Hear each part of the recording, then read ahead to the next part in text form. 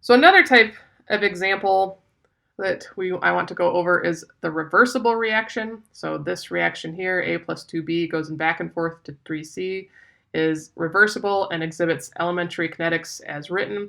But what is the rate law?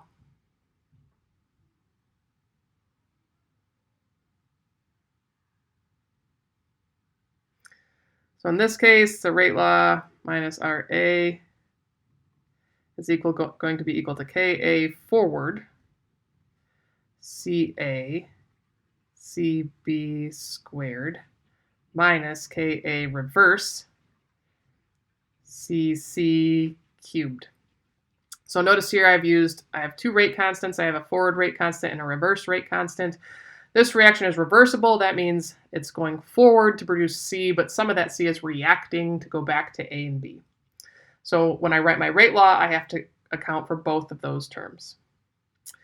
A key definition here, which you probably recall from chemistry, is that the Kf, the forward rate constant, divided by the reverse rate constant is equal to the equilibrium constant.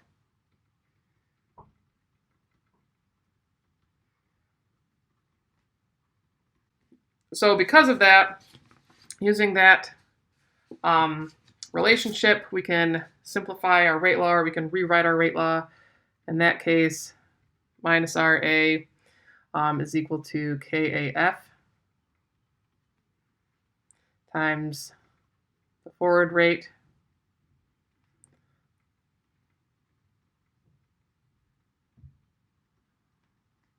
So here we are writing this expression in terms of the forward rate constant and the equilibrium constant, as opposed to here where we wrote it in terms of the forward rate constant and the reverse rate constant. The reason that we do this is because these two quantities are just a little bit easier to get.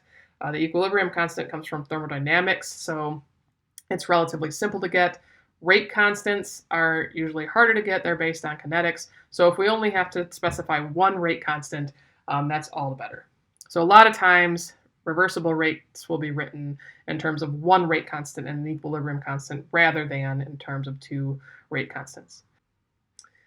As an aside to this, which we'll get into this more later in the class, but the difference between a reversible reaction and a reaction in equilibrium. So students often see arrows like this, and the question arises, is this reversible or in equilibrium?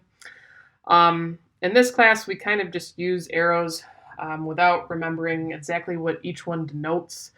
A reversible reaction means that both the forward and reverse rates are appreciable. This is in contrast to an irreversible reaction where only the forward rate is appreciable. An equilibrium reaction is a special case where the forward rate and reverse rates are equal to each other, hence the net rate is zero. At equilibrium, there are no kinetics to speak of. So if we're at equilibrium, it's a thermodynamic problem.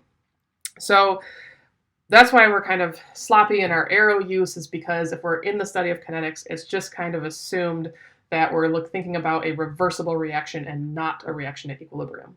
Of course, some reversible reactions can be at equilibrium, but we're taking the more general case of reversible reaction. So if you see forward and backwards arrows, it usually means reversible and not equilibrium.